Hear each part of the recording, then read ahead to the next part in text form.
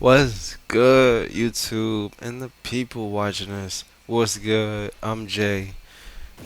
So, today we got another Skull and Bones video. This one is really about the World Ascension and kind of showing you what you have to go through to get World Ascension. And this is mainly for the players that don't have ships above level 10 or aren't really finished with the game, but vets are still allowed because I'm gonna be still dropping other types of knowledge in this video, and or talking about other topics. But look, don't mind the melancholy vibe right now. I'm chilling. This is a good day for me, and I hope it's a good day for you too. I'm just chill. I'm a vibe. This is an unscripted video. I'm freestyling off the top, and however this come out, it come out. And if I got little inserts in this, look. But anyway, look. So right now we start off with the chorus fleet. Chorus fleet, the first one you got to go through. This whole World Ascension thing is pretty much the game determining how well you are in like defeating the enemies that we got presented all throughout year one. They'll have you face them all in one go. It's pretty much a round off the round thing. Gotta keep going. You end up fighting the plague prince, the plague king. You end up fighting, goddamn, was it Vikram Rajan? Fight a whole bunch of people. You don't fight Ling Ting Ning though. You don't get to fight her though. But everything else, it's pretty much you just kind of proving yourself. It's kind of like an onslaught, a survival of just ongoing wave of opponents. Yeah, bro, that's pretty much it. And then after that, which I really found interesting, because the mission prior to that, if you've seen the other video that I posted before this, we were doing the first mission to kind of get you into the season, and they had you swap into another vessel. But if you noted, it actually brought your rank down to 10. I'm at 13. This ship's at a 13 right now. The snow, all the weapons, gear, and modification it had was at a 13. I think they just probably swapped the weapons over and swapped anything else. But that was a 10, and I ended up actually wiping the entire what is it called, the castle during the plunder, all the way maxed out through. I was really supposed to stop at stage 3. But for the World Ascension, let's get back to that. For the World Ascension, as you see, we're fighting the Plague Prince. That was actually kind of hard. So this isn't just your any type of mission. It's not easy, really. They're really testing you to see.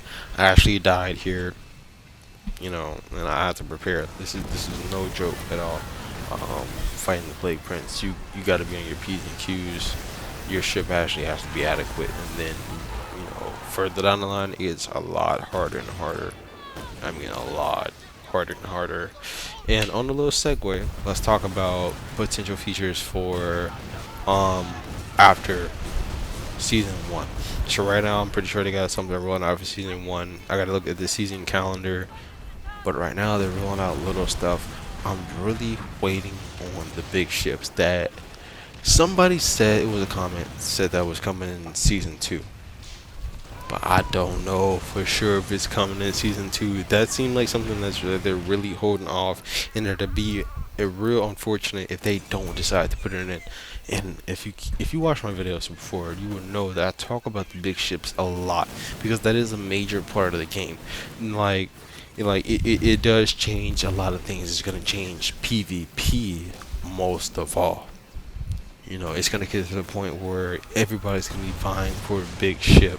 Once the large ships come out, everybody's gonna want to get one. Everybody's gonna get one, and it's most likely gonna be one large ship that rolls out. So you're gonna be seeing everybody at the dock with that one large ship. Like, this is so big about them adding large ships. It's gonna be a problem. Because any PvP mode, like especially the hostile takeovers for the manufacturers, if you can't afford a big ship, or even if you have one but don't have enough resources to max it out, you're going to be SOL. SOL. It's going to be over for you, or you're cooked. You're done. You're done. Versus your opponent that had the resources to max out their large ship as soon as they got it, you're going to be SOL. And I bet you when they end to probably stop that, they're going to end up adding something, maybe like an event with exclusive currency that you would need to grind out in order to upgrade the ship, and you already know the people that are unemployed or just have a lot of free time on their hands, part-time. Look, I'm part-time too, but I'm not gonna be playing a game like that. Well, I might. Look, we don't know yet. We don't know yet. It just really depends on how these large ships get rolled out and the content with them. But if they're not feeding it to us though. We seen in Black Flag, Assassin's Creed Black Flag, that they had these massive warships, these man of wars that you had to fight with the Jackdaw.